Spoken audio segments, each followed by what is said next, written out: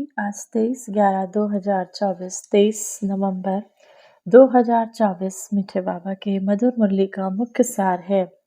मीठे बच्चे, देही अभिमानी बनकर सर्विस करो तो हर कदम में सफलता मिलती रहेगी।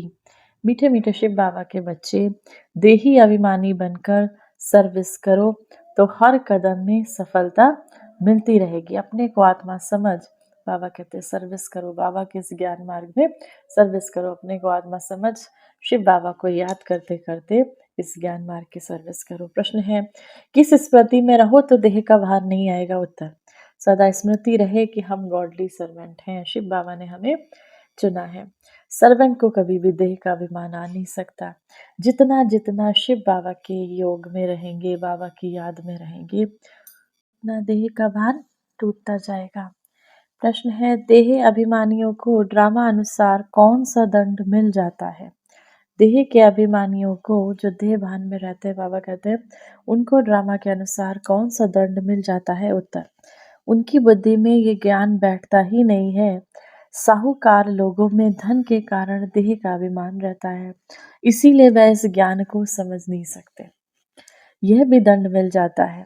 गरीब सहज समझ लेते हैं। बाबा कहते हैं बाबा को पहचान ना पाना, बाबा का न बन पाना, बाबा के इस ज्ञान को न समझ पाना, बाबा कहते हैं ये भी एक दंड है। और गरीब निवास, बाबा गरीब निवास है, बाबा कहते हैं गरीब के इस ज्ञान को सहज धारण कर लेते हैं। धारणा के लिए मुख्य सार है, पहला नंबर, सदा इसी खुशी व नशे में रहना है कि हमें अभी हमें ईश्वरीय परिवार के हैं, स्वयं भगवान हमें पढ़ा रहे हैं, उनका प्यार हमें मिल रहा है जिस प्यार से हम देवता बनेंगे। बाबा ने कहा क्या नशे में रहना? स्वयं भगवान हमें पढ़ा रहा है, उनका प्यार हमें मिल रहा है और जिस प्यार से हम देवता बनेंगे।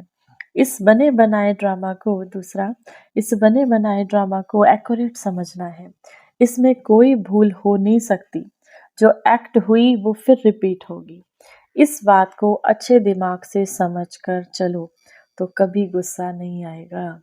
जो बाबा कहते हैं जो एक्ट हुई वही फिर रिपीट हो रही है, इस बात को अच्छे दिमाग से लेकर चलो, समझ कर चलो तो कभी गुस्सा नहीं आएगा। वरदान है, तूफान को तोहफा समझकर सहज क्रॉस करने वाले संपूर्ण और संपन्न भव। जब सभी का लक्ष्य संपूर्ण और संपन्न बनने का है तो छोटी छोटी बातों में घबराओ नहीं। मूर्ति बन रहे हो तो कुछ हैमर तो लगेंगी। अब मूर्ति जब बनती है, जब भगवान की मूर्ति भी बनाते हैं तो उस पर हथौड़े चलाते हैं, और जितने हथौड़े चलते हैं उतनी मूर्ति सुंदर बनती है। तो जो जितना आगे होता है उसको तूफान भी सबसे ज्यादा क्रॉस करने पड़ते हैं, लेकिन वो तूफान उन्हों को तूफान नहीं लगता, तोहफा लगता है। यह तूफान भी अनुभवी बनने की गिफ्ट बन जाते हैं। इसीलिए विघ्नों का वेलकम करो और अनुभवी बनते आगे बढ़ते चलो।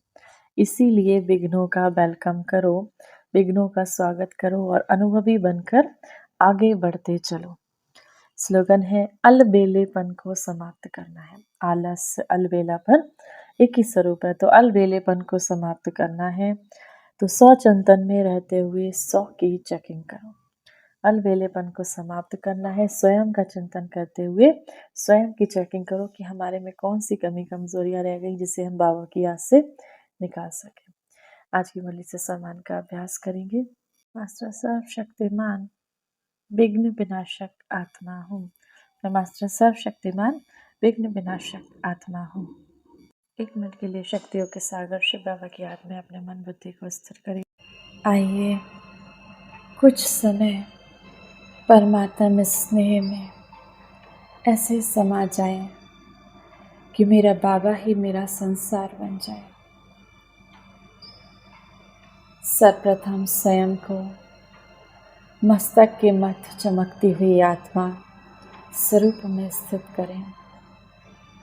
मैं आत्मा हूँ। मस्तक के मध्य चमकता हुआ सितारा मैं आत्मा। परम धाम से मेरा बाबा अपना धाम छोड़कर धीरे धीरे मेरे पास आ गए। बाबा ठीक मेरे सिर के ऊपर। बाबा से सातों गुणों का प्रकाश मुझ आत्मा में भरता जा रहा है, मेरे पूरे शरीर में भर रहा है। बाबा का ये प्यार मुझ आत्मा को अनुभव हो रहा है। मैं परमात्मा स्नेही आत्मा हूँ, अपने बाबा के प्यार में समाई हुई आत्मा हूँ। मेरा बाबा ही मेरा संसार है, मेरा शिव बाबा ही मेरा संसार है, मेरा परमात्मा ही मेरा संसार है। मैं परमात्म वंशी आत्मा हूँ, मैं परमात्म स्नेही आत्मा हूँ।